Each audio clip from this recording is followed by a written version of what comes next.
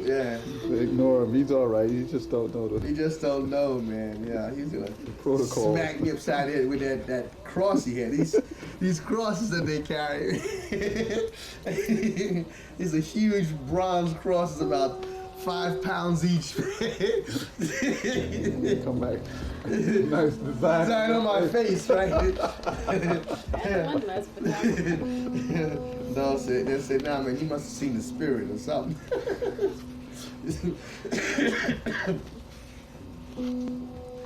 That's about basically it. There's only a couple more things in the end. These are just some of the walls of some of the churches have these paintings. You know. in general, where were the people were they? What was their attitude about you photographing them? What kind of contact did they have? How much contact did they have with Just like New York. outside world? New York, just like New York. There's no part of the world. So they know, Yeah, even though they haven't been around long enough to change their ways too much, they still know what's going on. They know what's going on. Yeah, they do know what's Do going on. they want? I mean, are they at that point where they want dishwashers and TVs? Is that? Do they want Are this? they? The people of Ethiopia is like people of anywhere, any place else in the world. Their choice is when you say dishwashers and TVs, I'm not sure. Do they want these They're things? showing it, like, because we have so much. We We live. have so much here. We're so comfortable. Right.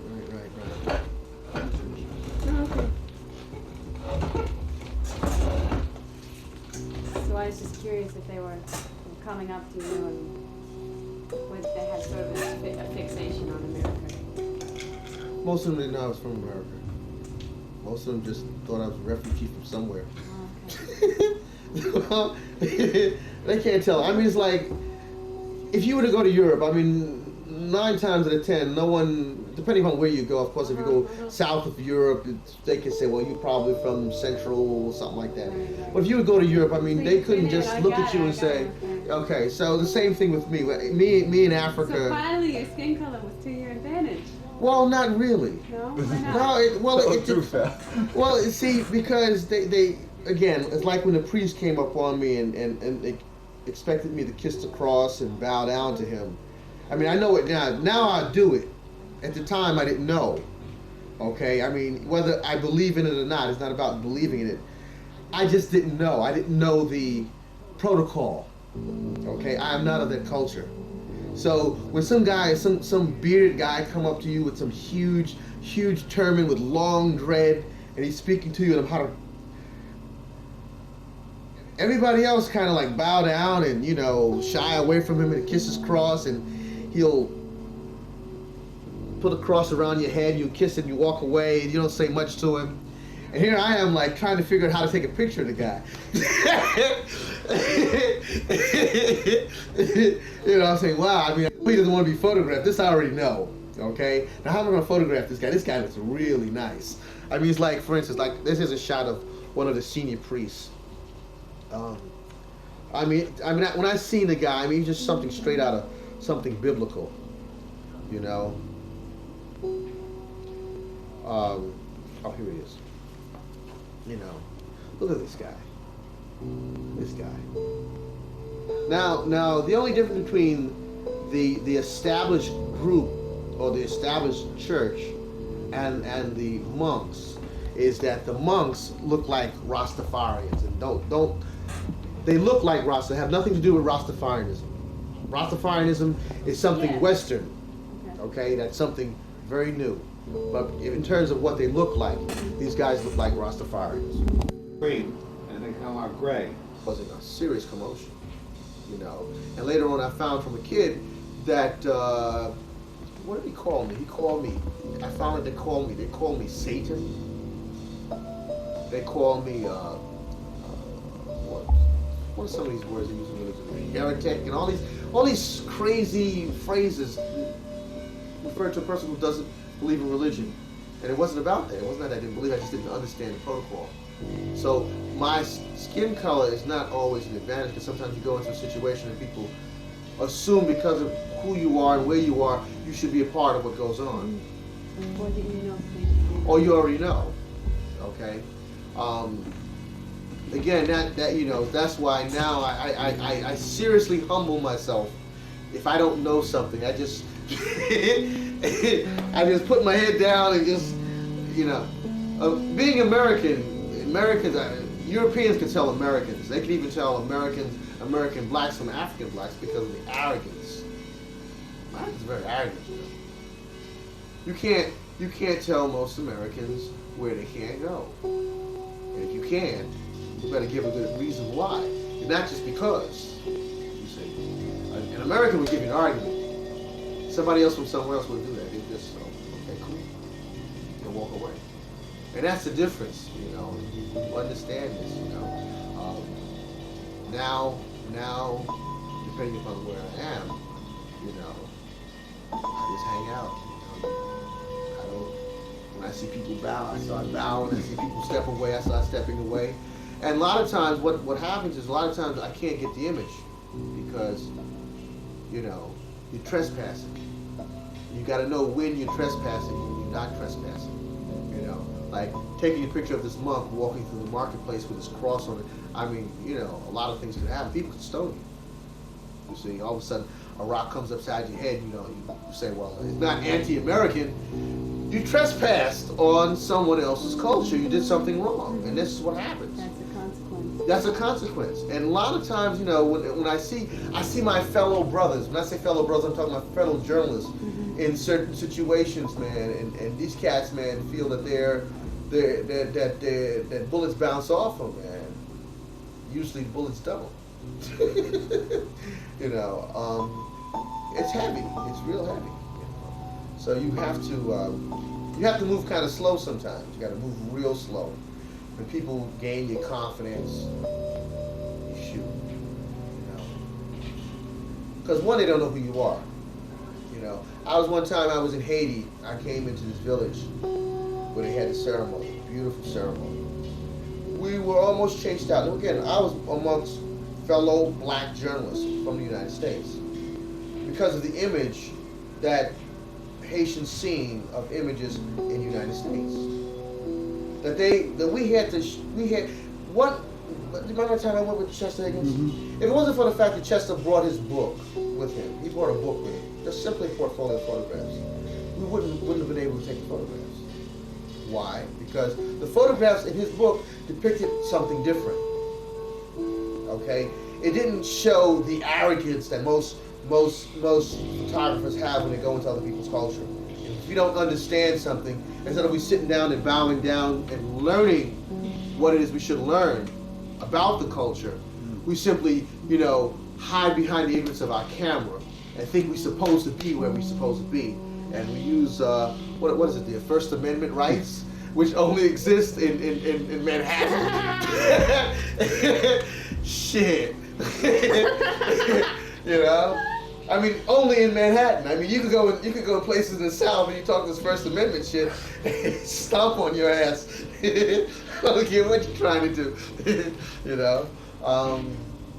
But it was good that we had these photographs. I mean, what he had was portraits of people, which is what I do. Showing people in a kind of a different light. What's a different light? A different light is you're not showing them in squalor, because you know Haiti is an extremely poor country. I mean, it's not necessary to show that about people. It has nothing to do with culture, you know. It only works if those types of photographs give you a reference point. Okay, Haiti's the poorest country in the Western Hemisphere, and why? Is it there for a reason? Because Haitian people are stupid? Because Haitian people are dumb? Or why is this country treated so badly by most of the other Western countries? Is it because they speak French? Of course not. Okay, is it because they got voodoo? Of course not. I mean, I don't think I've ever been to a country that don't have some form of voodoo of some sort. Everybody got voodoo. Cuba got voodoo. Call it different names, but you know, come on, what's the difference? You're trying to light somebody's fire over there. That's all. Trying to scare somebody. You're using power, using spirits. You know, everyone has it in their culture. So when once we were able to show them that we're not here to exploit their misery, but but simply to focus in on the highlights of their culture. Change. Man, the doors were open. I mean, you know, we when we left the village, man, people were crying. It was wonderful. I mean, it was great. It was really, really great, you know. But anyway, that's what it's about. I mean, I know I didn't answer your question. But then I wonder, I don't even remember what my question was. But a new question I have. What do you mean? No, I don't remember the question. It had something to do with videos and videotapes and or VCRs and. When I'm questioning, when I look at that your pictures there, you are showing a really strong and beautiful side, a real strong spirit, like a real spiritual side in people, and I know that all the pictures I've ever seen of Ethiopia, it's a Show little people starving starving kids, child, yeah, bony-eyed on a desert somewhere. Exactly. And so, on the one hand, I think those are beautiful, but I guess I think that someone who wants to keep doing whatever they're doing is just going to look at a book like that and say, oh, well, they're happy, they have spirituality, end of story. But does it leave out the other side? But they wouldn't. Does it leave out the other side, you mean? Am I excluding the misery of the people? I think someone who wants to see that can look at that book and do that. Mm-hmm. But probably anyone who would do that no matter what book they look at. Exactly. That's true. You know, I mean, is it necessary to show? I mean, we don't have to look at a photograph or watch television anymore to understand the amount of misery that goes on in the world. We can just go back with information that we've known 10 years ago. We don't have to see any current information. We don't have to see the Philippines. We don't have to go into Central America. We don't have to go into Latin America. We don't have to go into Africa, Asia, Europe. We don't have to go into those places to know where misery is. Okay? I mean, always have arguments with journalists who feel that they're just as much guilty of showing one side of something as I am showing one side of something. Okay? If that's what you mean. I'm showing one side of something. Yes, this is not an objective book, but nothing is objective. I wouldn't even begin to say this is objective. I'm showing a particular point of view. And you're right. If the particular point of view that most people, that when I say, it's funny enough, I was talking to some friends of mine who are not journalists. I say, hey man, I'm going to Ethiopia, man. I saved us some money. I finally got some money. I said, what are you going there for? I said, what are you going there for? I said, I'm going to the party. Look at your face check. Party. Hey, Ethiopia to do some serious partying, I'm telling you. Because, again, what we've been given by media, a very one-sided point of view of that country. I mean, it's funny enough. Men in a tent with some kind of fermented something at That's it. Something. That's it, man. Sit. That's right. Sit amongst these priests, man, and drink that fermented wine, boy, and start seeing God walk upside down. Maybe that's blasphemy right there. I mean, you know, right. you start seeing spirits, man. You got full possession of your First Amendment rights. Use them all you want. See, if I was sitting amongst Ethiopians, I wouldn't say this because I would offend them if I said this. Right. Okay? Yeah. You know, but you start smoking that stuff and drinking that stuff, boy, you start seeing all kinds of things. And spirits, man, and mountains start moving and shit. You know. But that's New York humor. You can't help that. You can't get around that. You know. But you essentially started off in Kenya, right? No, Mali.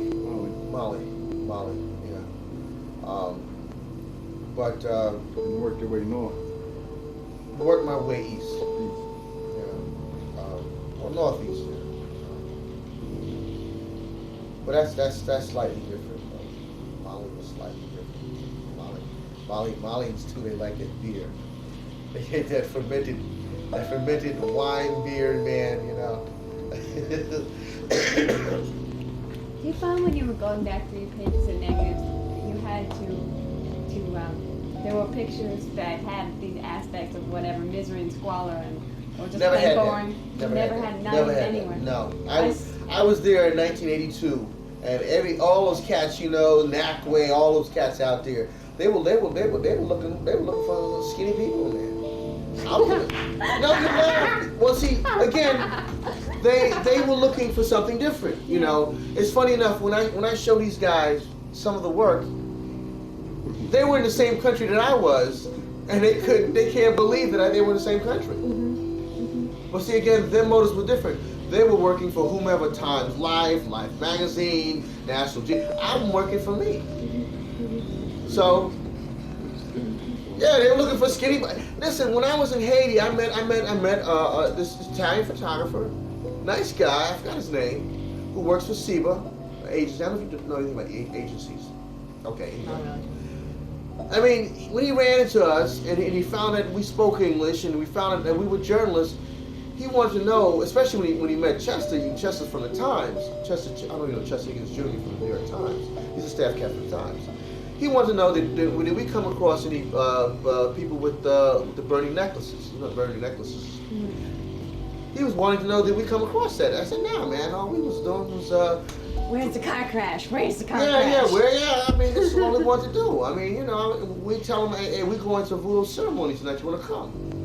He said, anybody get killed there? I said, we hope not.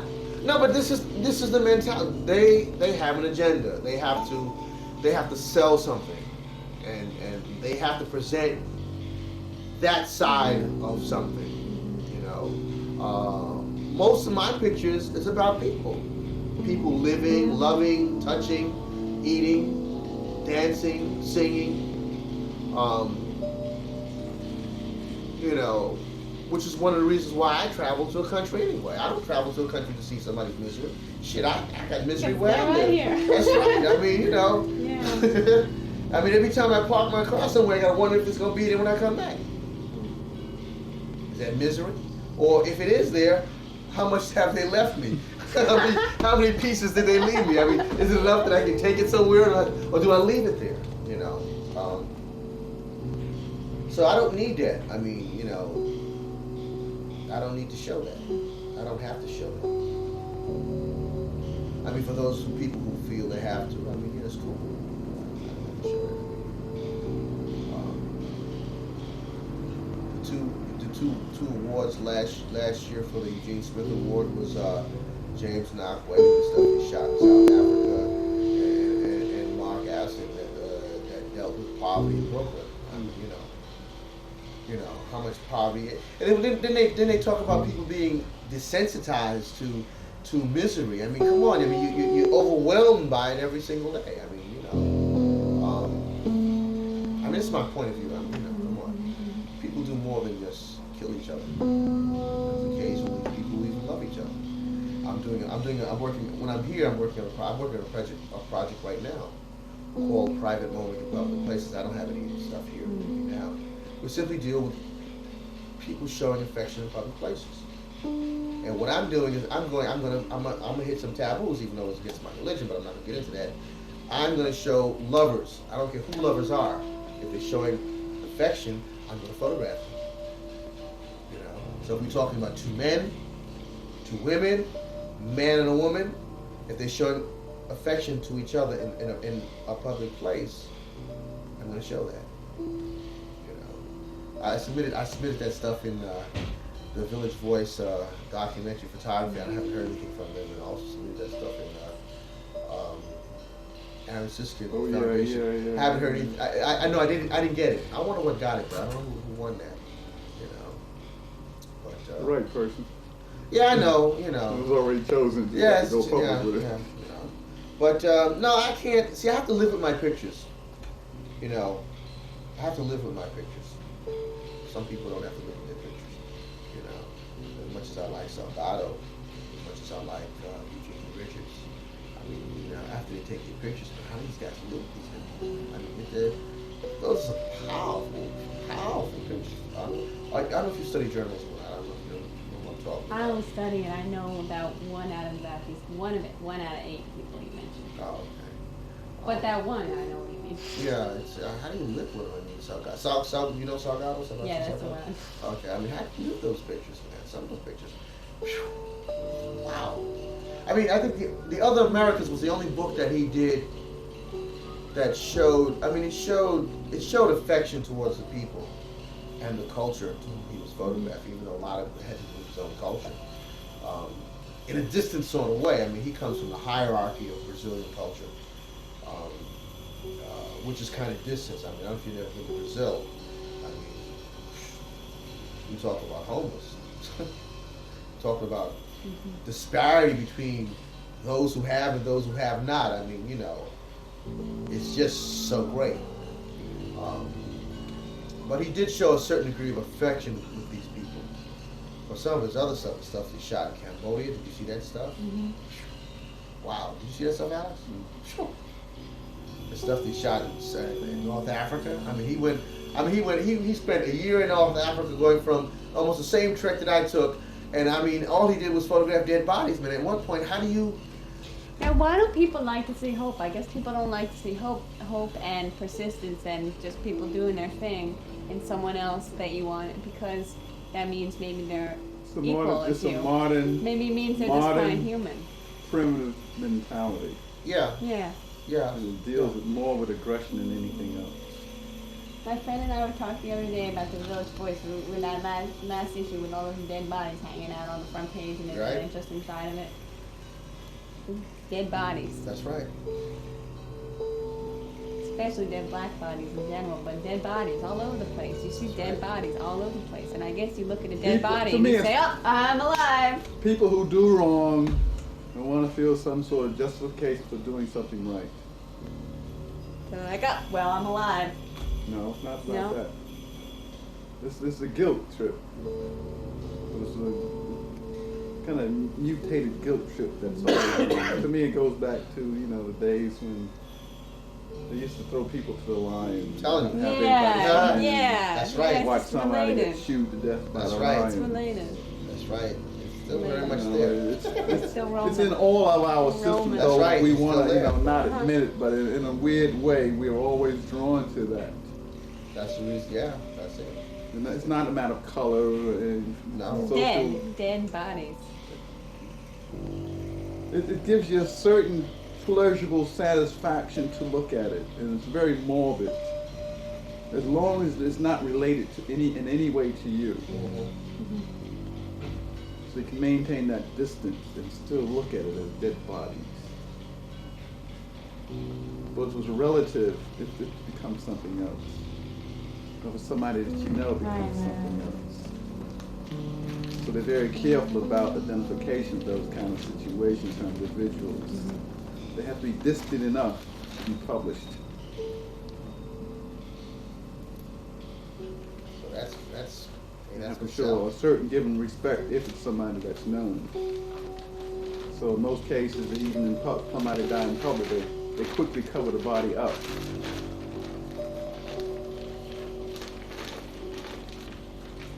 So you don't see it.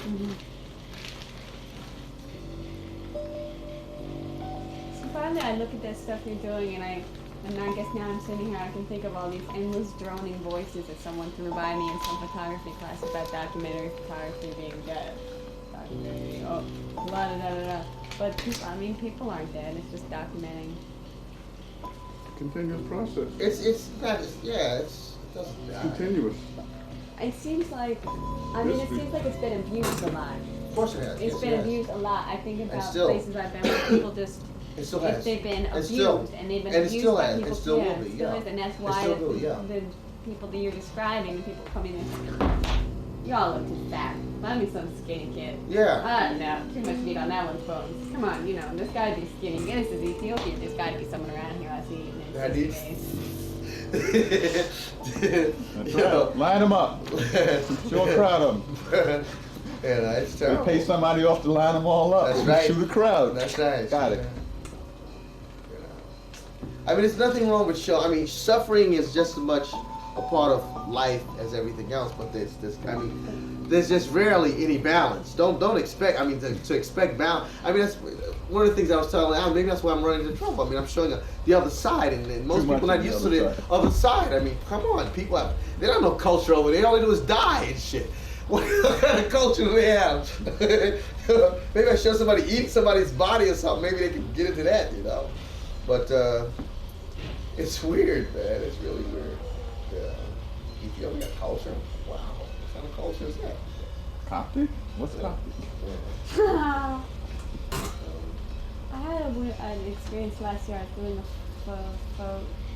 photography for a church orphanage in Ohio, and it was called. Is it where you're from?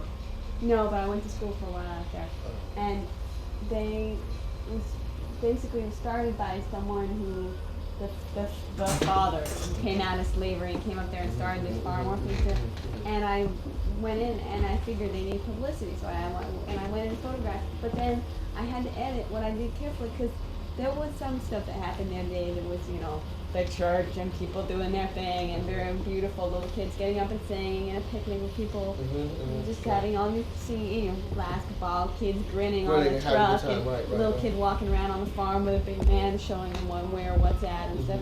But then there were also scenes without, because there was other stuff going on. There was a lot of conflict and tension between people. There was weird things like that came out in the pictures. And so then I had a real editing job to do when I was printing in terms of which ones I kept in a box and didn't show anyone, and which ones I gave to them, and which ones I put up on the wall, because I felt like these ones that were about weird tensions between people, that community there has enough problems, it's broke enough, has enough kids, little enough people, and little enough food and money and shelter to go around, that it doesn't need to deal with any images of tension. I hear you. Yeah. And so I put them in a box, and they're still there. I don't even shoot them. That's why I was asking you. That's why I was asking about your pages of negatives, because I was thinking about that job where I had some that were really perfect for it.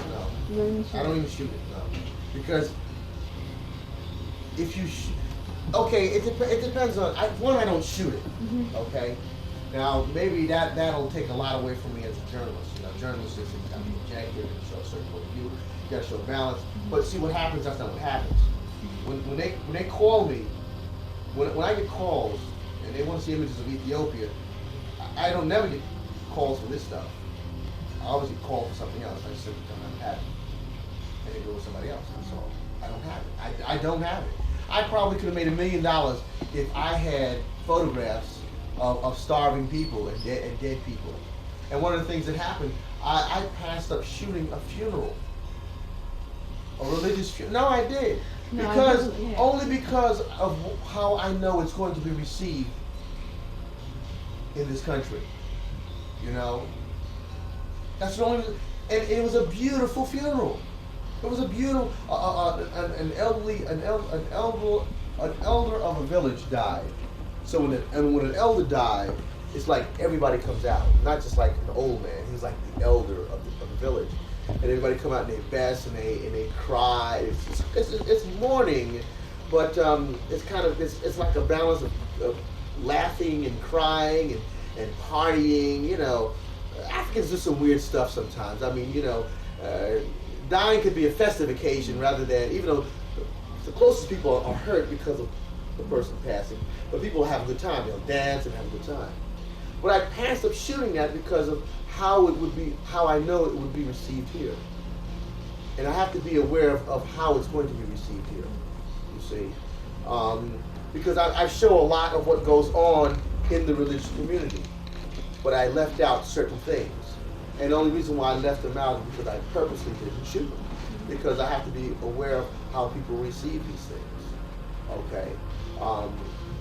And I wanted this to be a positive, uplifting experience. And I have to assume that people will know that people do die, and priests do officiate over certain burials. But that part of it I left out.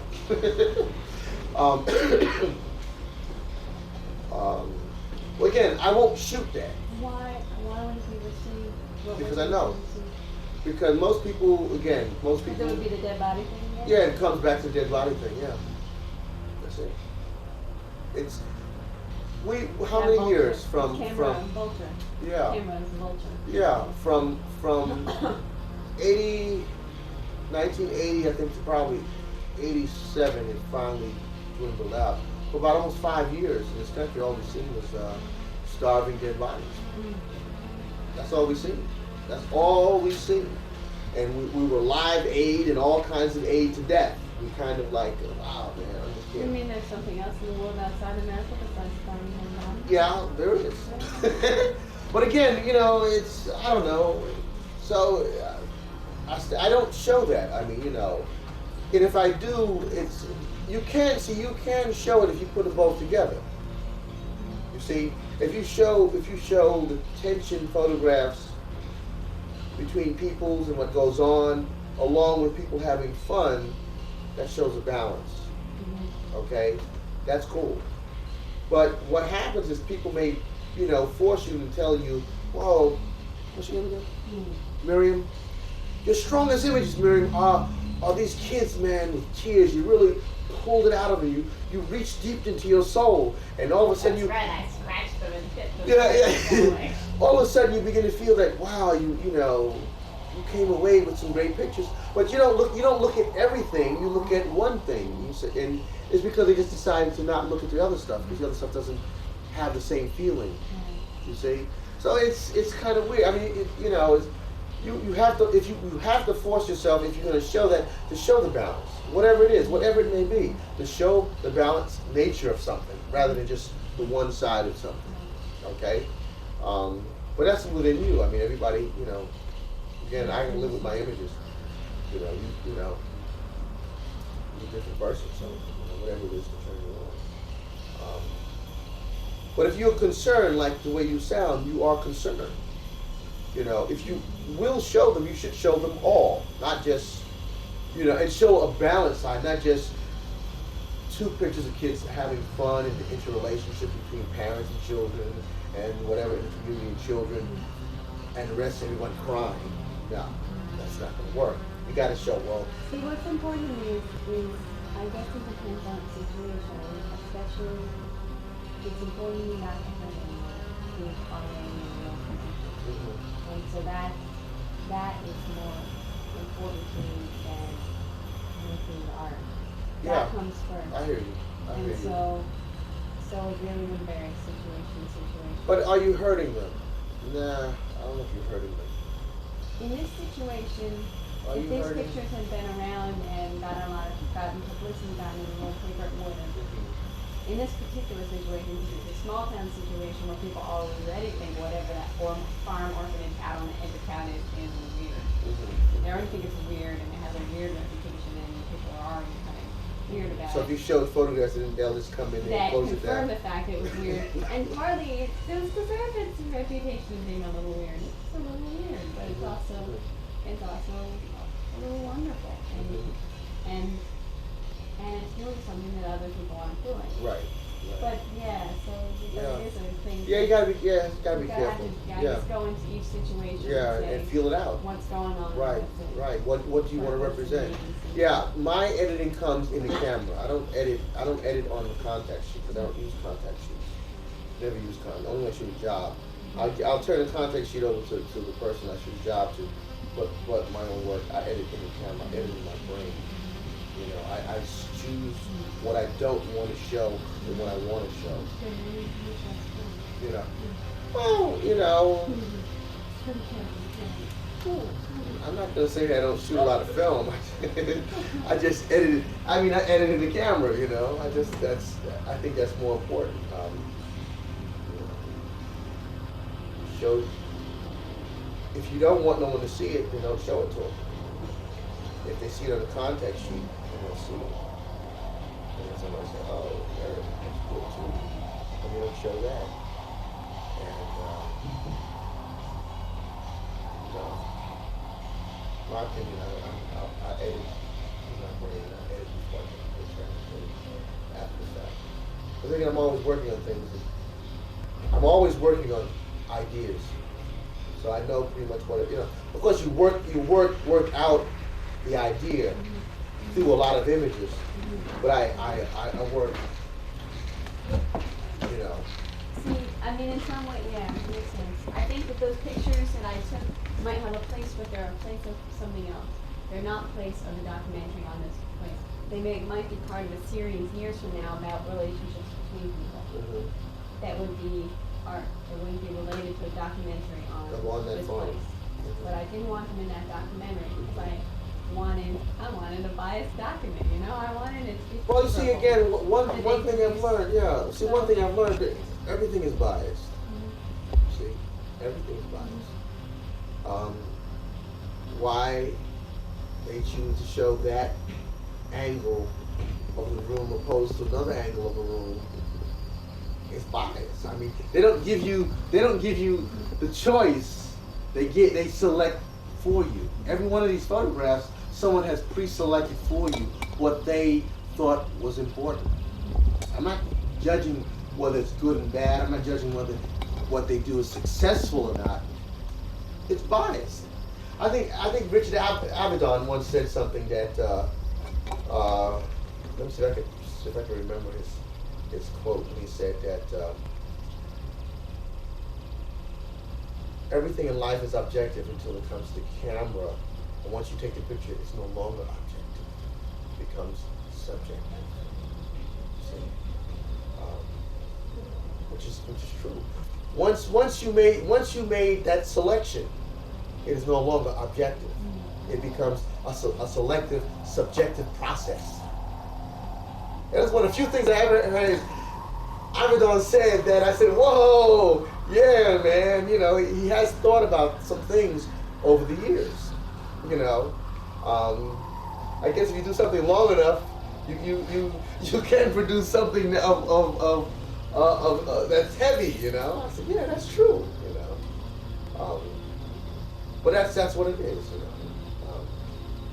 So that's a great shot of that interior, that winding staircase. I think it's a great shot. But again, that is that person personally selected that angle for you. You know, and maybe that's the best angle. Maybe we have to take it for granted it is. It's not a distorted picture, which means that he or she didn't mix things together and, you know, through digital imagery and superimpose things and put them together, which is something totally different. But hey, it's great. Good.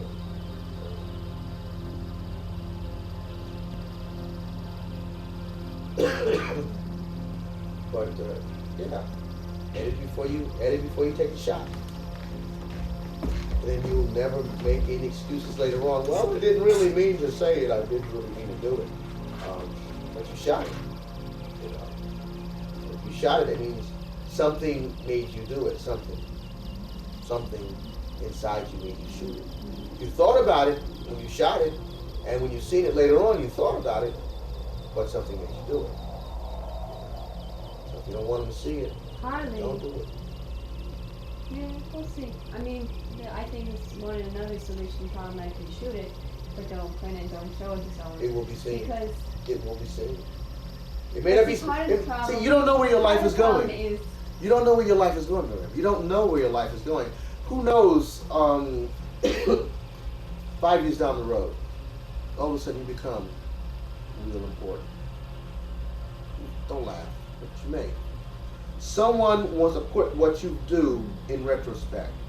Someone wants to look back and say, okay, let's see her early development to this point.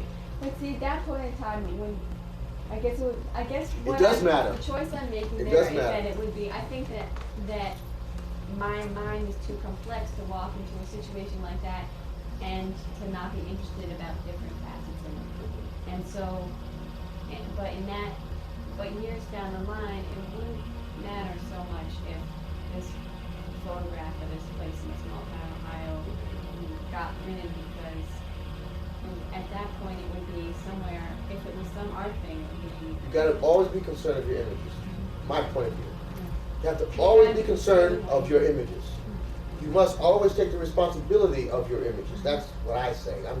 I'm not preaching to you. Otherwise- Don't. No, I'm not preaching to you. Okay. This is my belief. I have to be responsible for my images. I have to be. Because you never know when someone else is going to come start looking Okay. around and making your Exactly. images and places Oh, for you. exactly. So you have to be able to take responsibility Have for to. them, so you can live with them when they show up somewhere. That's it. Believe me, they do come back. like ghosts. They come back. No, they come back. One of the things that devastated me, surprised me, and bothered me for a long time was the resurfacing of Ansel Adams' Manzanar photographs. Manzanar. I'm not knowing what Ansel Adams. Ansel Adams, the preeminent naturalist photographer, zone system, philosophies of vision and how to see. In the 40s, did a documentary called Manzanar. It only surfaced when he died, you know. Manzanar was a Japanese internment camp that pulled all the Japanese Americans out of American society and put them in a concentration camp during World War II. Ansel Adams went in and photographed that stuff. Now, what happened was, why weren't they ever shown in his lifetime? Why did they resurface when he died? I mean, it's an important body of stuff. You can go into, it was never sold and pushed, but you can go into any bookstore and maybe find the book, because it was only published a few years ago. It's called Manzanar. That was the name of the Japanese internment camp.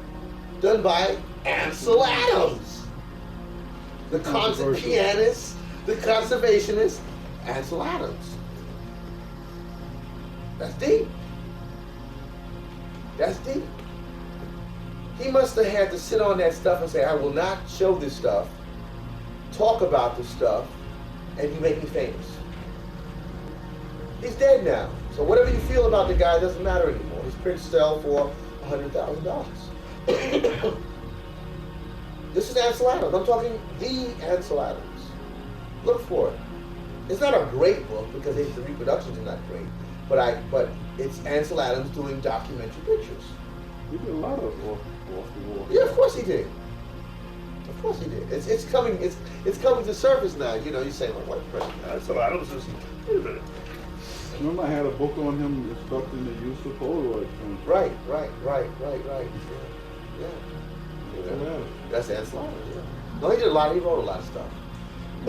And I love Ansel Adams. I mean, he's an excellent writer. His writing is excellent.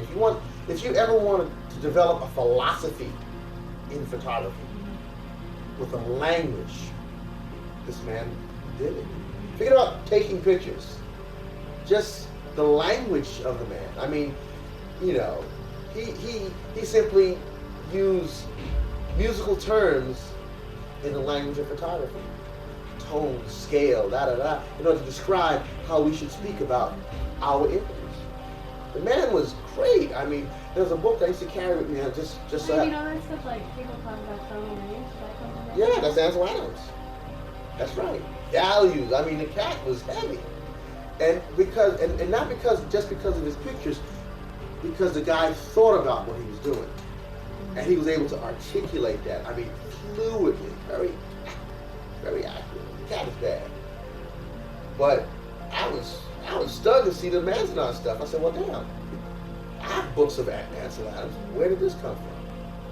Why did they publish it after he died? Somebody obviously had to work, and he didn't publish it. You know, it's important, but of course, it's a part of American history that a lot of Americans don't talk about.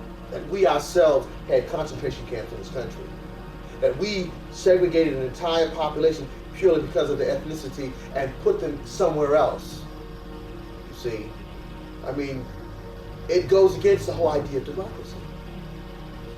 You see, that's deep. That's deep.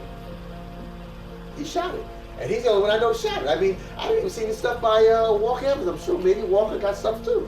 I don't know, but I haven't seen him. Maybe Aaron Siskin got stuff. I don't know. I haven't seen it. All these guys were hustling back then. Money was pretty tight back then, man. But it was also opening up. I mean, you know, with what Stieglitz did. I mean, he opened up a whole new avenue in the American marketplace for those kind of images. Nobody quite knew what the overall outcome was going to be, you know, during or right after the war. True. Everybody trying to get a place in terms of some sort of document. circumstantial evidence to get, you know, that. But he's the one who did it. This is a historical thing Yeah, to do. yeah. There ain't no fine art photography. No, he wasn't talking about fine arts. No bankroll on this here. Yeah, So he must have did it with something else. monetary intent in mind. Man, they sat on that stuff, man. They told him, okay, we'll make you famous, but you better bury this And stuff, the man. Japanese came very important in photography Yeah, after the war. after the war, yeah. So it wasn't, you know, to anybody's best interest to make light of the fact. Well, even though So it became a State Department issue. major state, Sensitive. yeah, very sensitive. So, But you know, nothing really has changed when it comes to those kind of situations. You know, you're dealing with a sensitive subject there too. Doesn't matter how they find access to a sensitive subject. doing some research, and I see very little about the Orthodox Church. There's almost Our nothing. school have a course in Coptic studies.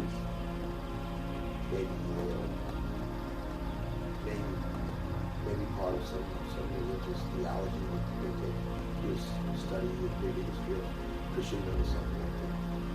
But they may not even have it because there's very few books. Basically, what all you need. There's no books written by Americans. I think the only recent book was Carol Beckwith's book. It was called The African Art. It had anything in it done by an American. So all you need is one good step in the right direction. You know, as a vehicle. Smithsonian's turned it down. That's too high.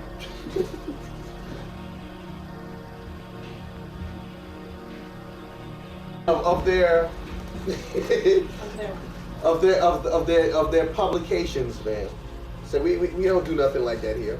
I said, okay, thank you very much.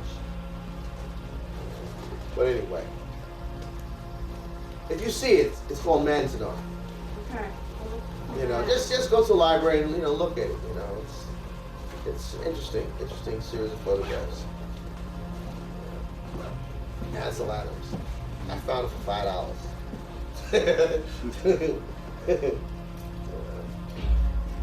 Your history. Put a right price tag on these. That's right. They had reproductions at that too. Huh? Yeah, they're just so we have to feel so much play in this book. They only You publish- bailing out? Uh-huh. Hungry. Oh, okay. Me too.